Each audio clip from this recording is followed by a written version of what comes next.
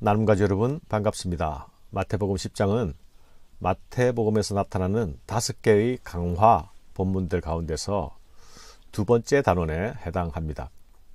이 장은 제자들의 하나님 나라 선포에 그 초점이 맞추어져 있습니다.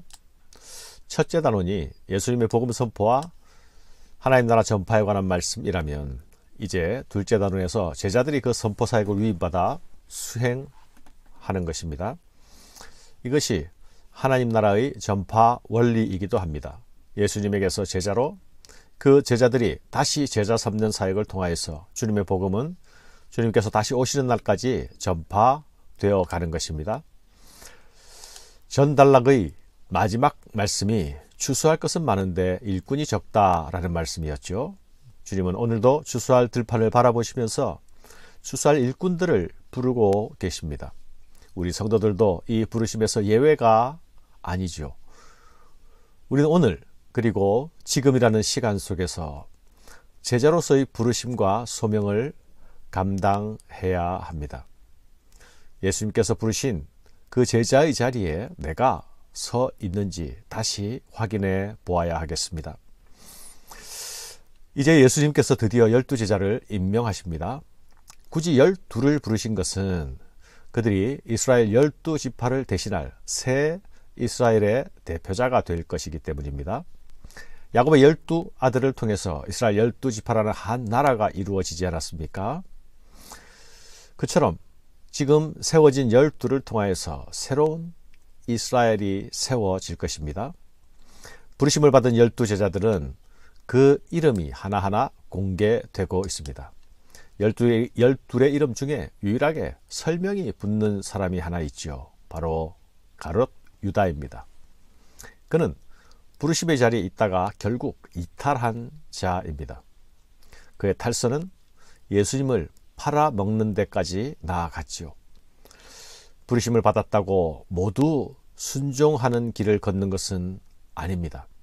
나는 지금 내가 부르심을 받은 자리에서 부르심을 외면하거나 이탈하고 있지는 않은지, 불순종하고 있지 않는지 돌아볼 수 있어야 하겠습니다. 제자 가룟 유다는 오고 오는 부르심을 받는 세대들에게 주시는 경고의 표지판과도 같습니다. 예수를 파는 일은 두 번 반복되지 않지요.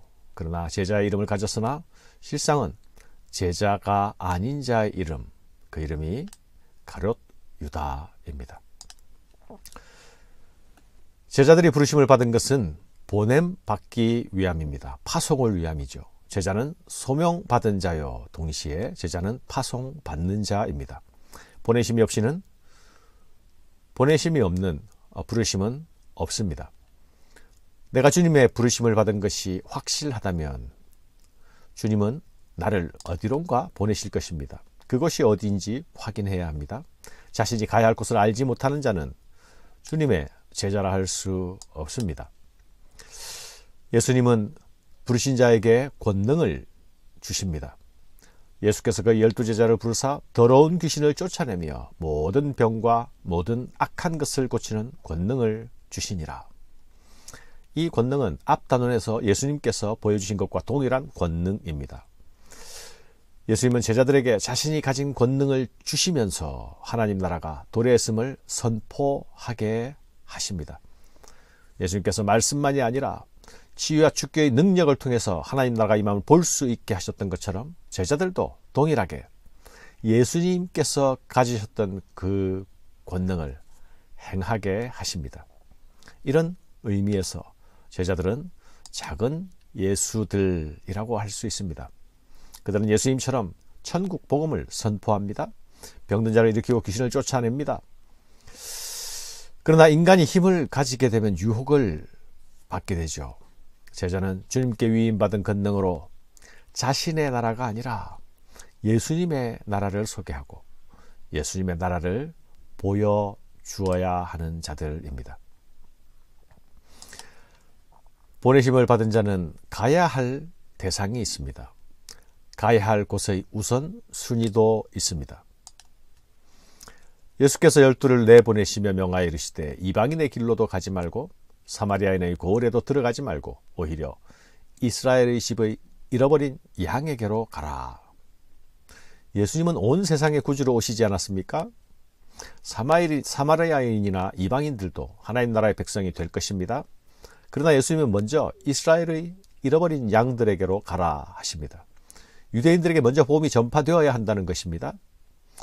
하나님 나라의 추수는 하나님의 전략을 따라가야 합니다. 보내심을 받은 자가 선포해야 할 내용은 무엇입니까?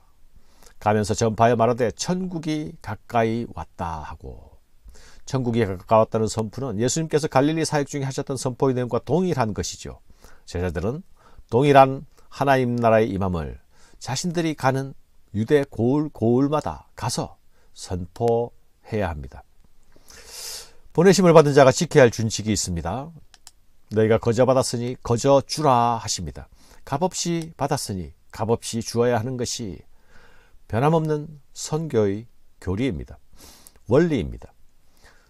전도자는 거저 주어야 하지만 스스로는 전대를 가지지 말라 하십니다. 배낭이나 두보롯이나 신도 가지지 말라 하십니다. 필요한 것은 하나님께서 공급하실 것입니다. 일꾼이 자기 먹을 것 받는 것이 마땅함이라. 그러니 전도자는 최소한의 물품만 준비합니다. 한 마을에 들어가게 되면 대접을 잘하는 곳을 찾아 여기저기 이동하지 말고 복음을 받아들이는 한 집에 가서 한 곳에 머물라 하십니다. 그 한 집에 머무는 동안 복음의 씨앗이 더 깊이 심어지게 될 것입니다. 그 집에 들어가면서 평안하기를 빌라. 그 집이 이에 합당하면 너희 빈 평안이 거기 임할 것이요, 만일 합당하지 아니하면 그 평안이 너희에게로 돌아올 것이니라. 누구든지 너희를 영접하지도 아니하고 너희 말을 듣지도 아니하거든 그 집에서, 그 집이나 성에서 나가 너의 발에 먼지를 떨어버리라. 진실로 너희에게 이르노니 심판날에 소돔과 고모라 땅이 그 성보다 견디기 쉬우리라. 보냄을 받은 자는 복음의 수용과 거절을 모두 경험하게 될 것입니다. 어떤 이는 가난한 마음으로 기쁘게 복음을 받아들일 것이고 어떤 이는 완강하게 배척할 것입니다. 그러나 복음을 들은 자의 반응에 대한 책임은 제자들의 몫이 아닙니다. 온전히 복음을 들은 그들 자신들의 몫입니다. 보내심을 받은 자가 듣는 자의 반응을 결정할 수도 조작할 수도 없습니다. 전도자는 또한 늘 환영받는 존재일 수도 없습니다. 거절을 당한다고 이상히 여길 것도 없습니다. 거절을 당하면 그냥 발에 먼지를 떨고 떠나면 된다 하십니다. 이것이 말씀을 들고 주의 부르심을 받아 나선 자가 가져야 할 태도입니다. 환대에도 거절에도 모두 익숙해져야 하는 것입니다. 그러나 환대에 우쭐거려서도 안 되고 거절에 좌절하거나 낭망해서도 안 될 것입니다. 전도자는 자신이 철저히 하나님의 도구라는 인식을 가져야 합니다. 그래서 철저하게 하나님 앞에서 수동적인 삶, 수동적인 인생을 살아야 합니다. 오직 하나님께서 쓰시는 유용한 도구와 연장이 되기만 하면 됩니다. 부르시고 보내시니가 순종하는 자를 통해 그분 자신의 일을 행하실 것입니다. 감사합니다.